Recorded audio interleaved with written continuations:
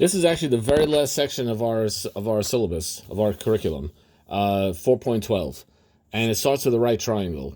And we have the famous SOHCAHTOA, which stands for sine is equal to opposite over hypotenuse, cosine is equal to adjacent over hypotenuse, and tangent is equal to opposite over adjacent.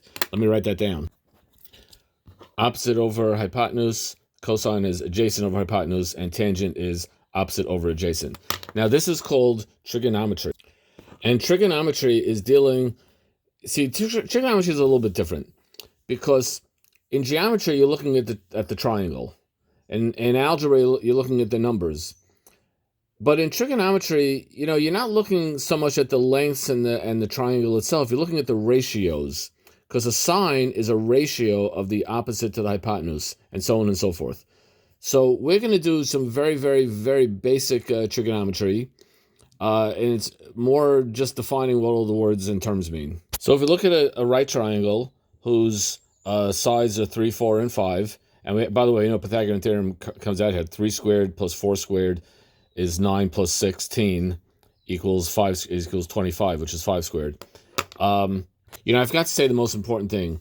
When I talk about opposite, hypotenuse, and all that kind of stuff, I'm only discussing a right triangle. So these ratios are defined only in a right triangle. It's possible to do trigonometry if it's not a right triangle, but that's more complicated and it's beyond the scope of this Math 54 class. So sine A means that angle the A right down there.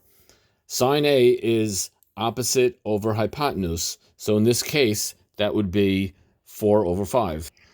And even I know that 4 over 5 as a decimal is 0.8. And cosine is going to be 3 over 5. I didn't write the 3 very well. It's 3. Let me write.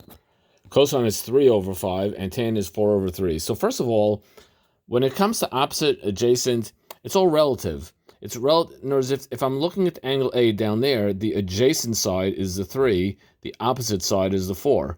Hypotenuse is always the long side, the side opposite the right angle. So hypotenuse never changes, but opposite and adjacent is relative. Meaning to say, if I would look at it from the perspective of angle B, this angle up here, so the sine of B is going to be 3 over 5, because the opposite, the side that's opposite from angle B is the 3 and over 5. Cosine B is going to be 4 over 5. And tan B is going to be 3 over 4. Notice that sine B is the same as cosine A, and cosine B is the same as sine A, because, one man's opposite is another man's adjacent. One man's adjacent is another man's opposite.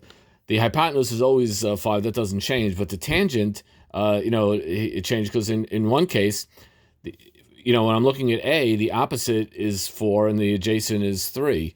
But when I'm looking at it from the perspective of angle B, so from B's perspective, 3 is the opposite and 4 is the adjacent. So notice that the tangent of B is like the reciprocal of the tangent of A. So there's this kind of connection and disconnection.